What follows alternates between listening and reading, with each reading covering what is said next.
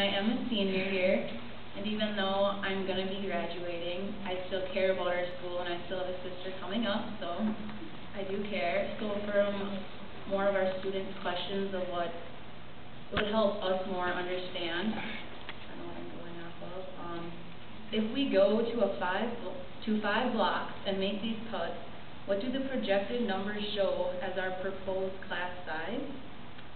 And are, like, the future students, not me, going to be challenged to get electives to fit into their schedule? Are we doing quarters or semesters, and how will the kids be able to get their requirements in? And kids have based their schedules off this 4-block system. How are you going to handle this with the kids that are going to be seniors and juniors next year?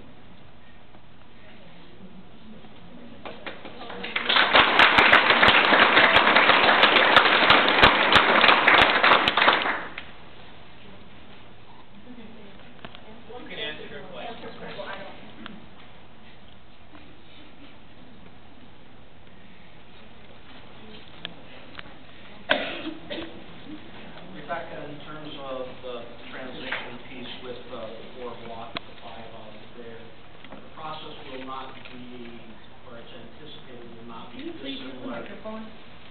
Sure.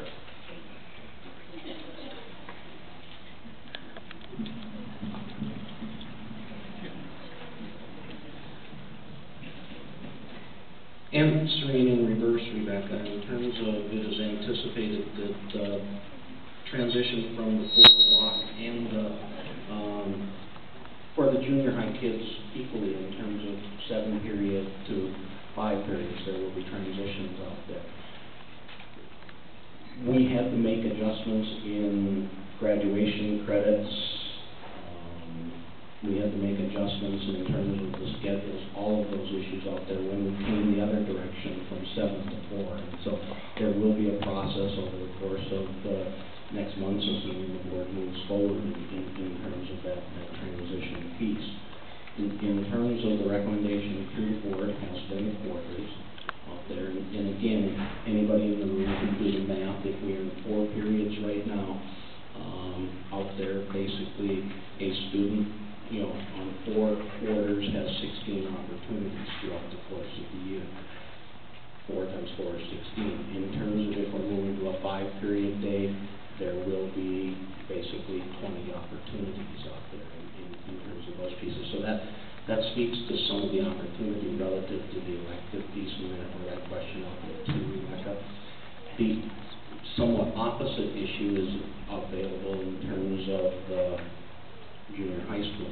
In terms of the junior high school, we currently have basically 7 times 4 out there, and we will be moving to 5 times 4. And so we have to do some condensing in terms of, particularly with the elective, and there will be transitions in those pieces out there, which in part are reflective of some of the recommendations in terms of the board relative to the cut. So arguably, if you look at the percentages I had on the overhead up there in that